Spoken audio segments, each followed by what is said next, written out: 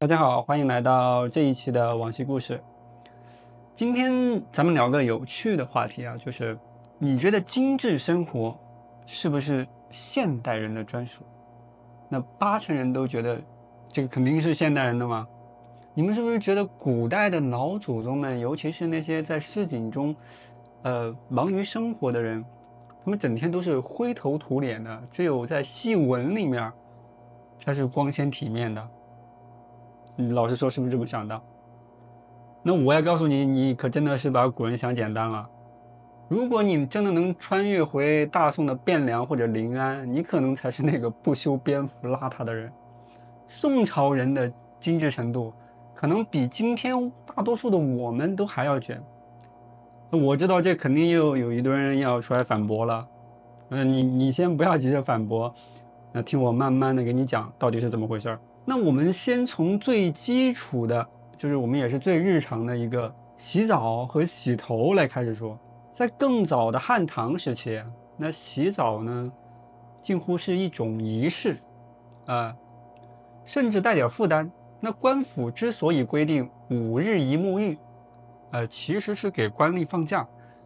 畢竟啊，燒夠一家人用的熱水、柴火與時間呢，都是耗不起的。但是到了宋朝就不一樣了，那城市裡面是湧現出了大量的香引子與公共浴堂，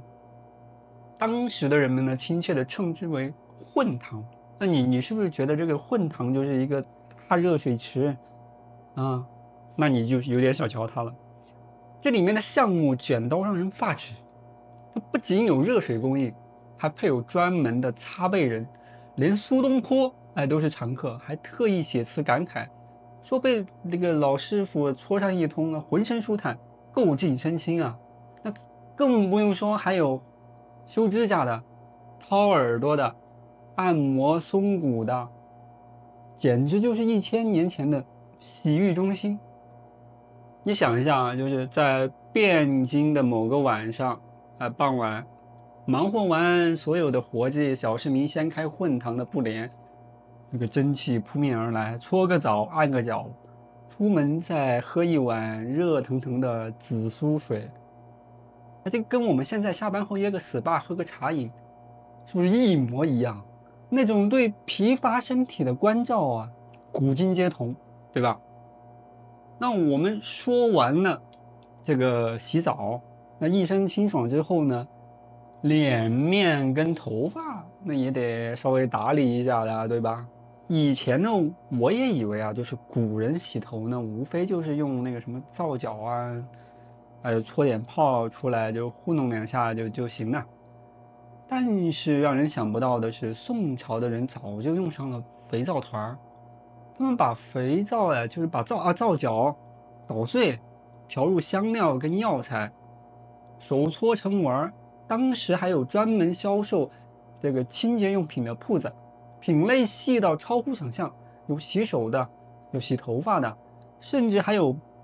針對不同髮質的，簡直就是古代版的功效型洗護啊。而且宋朝男士在形象管理上可能比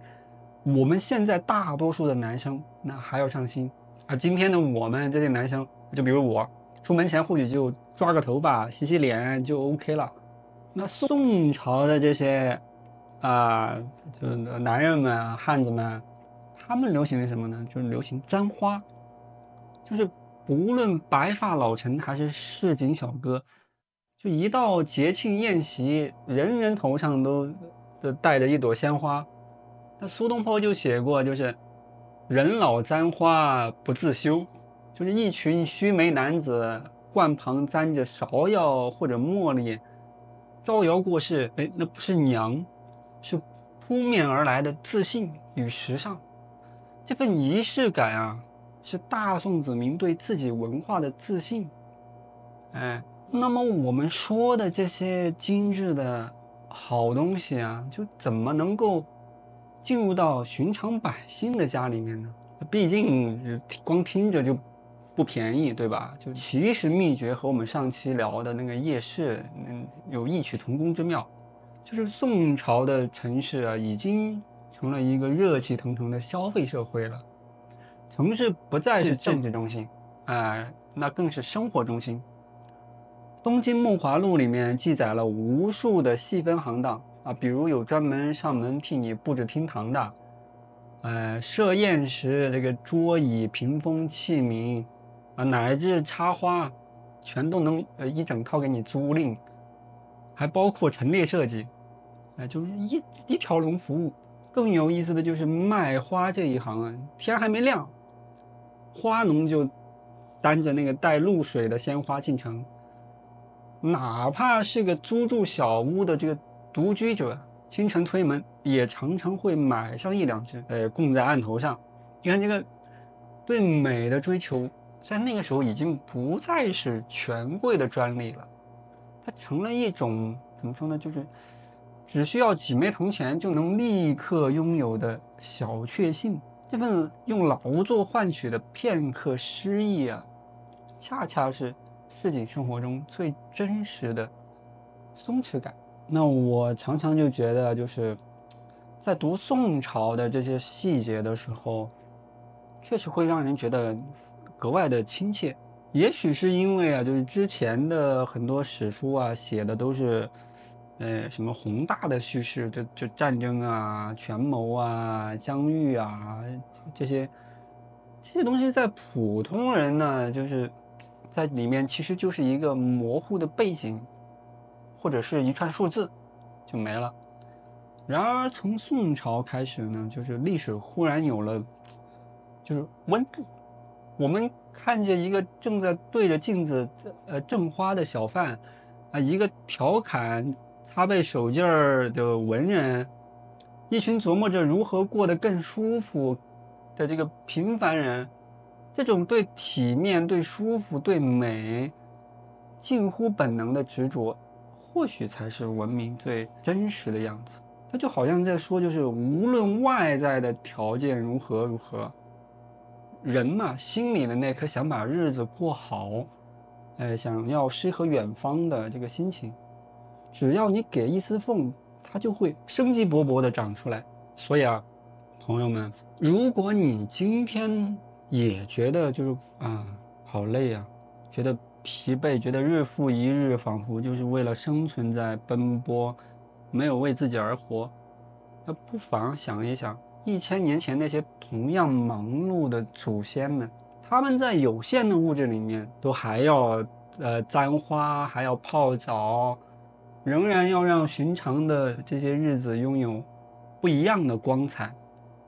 那我們今天的奮鬥在某種程度上不比他們更強嗎？不也是為了換取同樣的那份精致跟鬆弛嗎？那你在睡前泡個熱水澡，或者給自己買上一束花，一杯好茶，就不要覺得那只是消費，那個其實才是證明你活着的最真實的，也是最硬核的浪漫。那好了，今天的故事就講到這裡了。